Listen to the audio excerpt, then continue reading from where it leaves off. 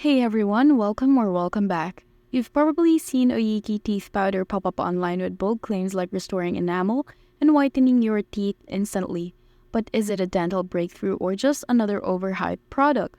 Quick disclaimer, this review is based on publicly available info and personal opinion.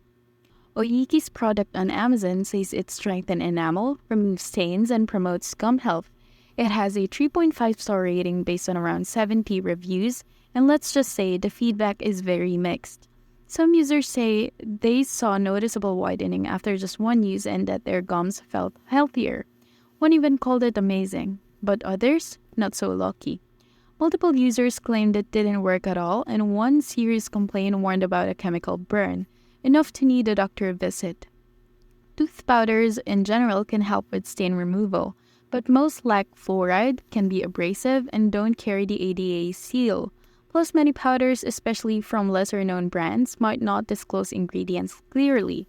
The pros of Oyikey, according to reviews: some users report quick whitening, may leave a fresh or clean feeling, fluoride-free for those who avoid it, while the cons are no ingredient transparency, reports of ineffectiveness, a serious complaint of a chemical burn, no independent testing or official backing.